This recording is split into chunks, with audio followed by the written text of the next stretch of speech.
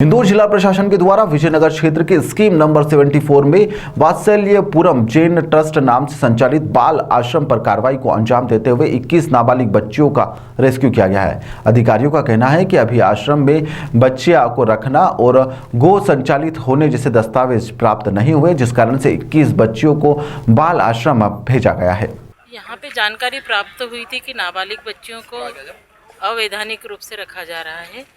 इसकी सूचना प्राप्त होने पर जिलाधीश महोदय के निर्देश पर एक संयुक्त दल द्वारा कार्यवाही की गई, जिसमें सभी विभाग मौजूद थे और उसी के तहत बच्चियों को रेस्क्यू कर अब बालिका गृह में रखा जा रहा है।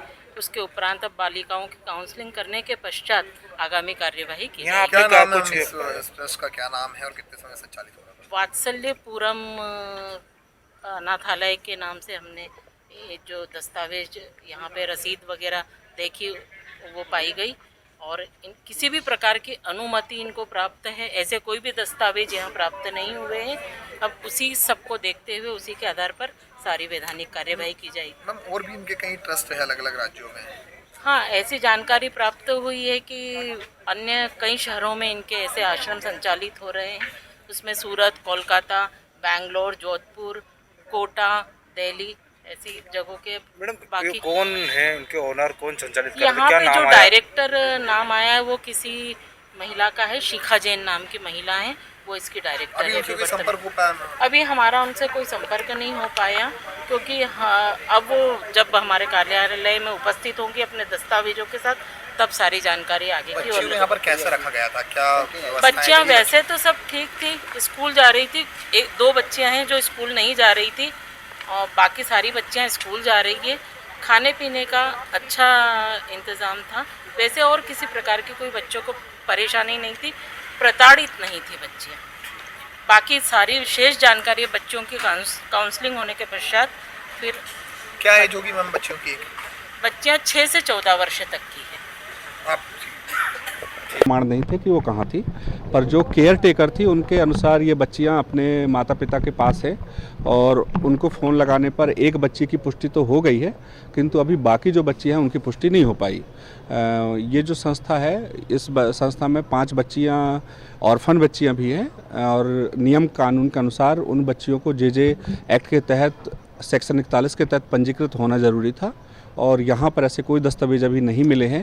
सर, जो जी सर, कितने ऐसे आश्रम हैं अभी तक और कितनों को सर्चिंग किया गया है? सर एक्चुअली अभी ये हमारा इसी सप्ताह से सर्वे प्रारंभ हुआ है।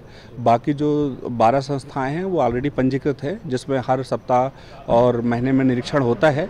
जो पंजीकृत हैं, जो गैर पंजीकृत हैं, उनका निरंतर सर्वे चल रहा है और जैसे जैसे इनकी संस्थान होगी सर अब सर्वे प्रारंभ किया है, नहीं अभी डाटा आया नहीं है, पर उसकी खोजबीन चालू हो गई है और आंगनवाड़ी कार्यकर्ता और शिक्षकों के माध्यम से जो टीम बनी है उनको प्रारूप में जानकारी मंगाई जा रही है और जैसे जैसे जानकारी आती जाएगी वैसे वैसे निरीक्षण किया जाएगा। आपका परिचय? मैं महिला बाल विकास में विजयनगर स्कीम नंबर 74 में एक संयुक्त जांच दल के द्वारा एक हॉस्टल का, एक बिल्डिंग में जहाँ पे बच्चियों को 21 बच्चियों को, नाबालिग बच्चियों को रखा जा रहा था और उनका हॉस्टल के रूप में संचालन किया जा रहा था।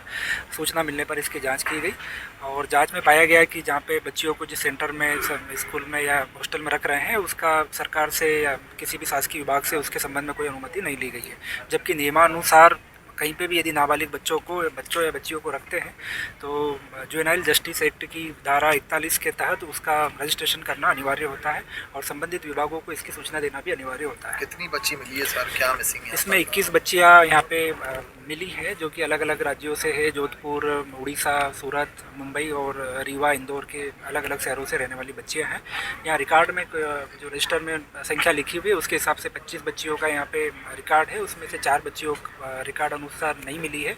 4 बच्चियों से संपर्क करने की कोशिश की गई, उनके बच्चों से संपर्क, उनके पेरेंट्स से कांटेक्ट करने का प्रयास किया गया। उसमें एक बच्ची से कांटेक्ट हुआ है जो कि जोधपुर में अपने परिवार के साथ रह रही है।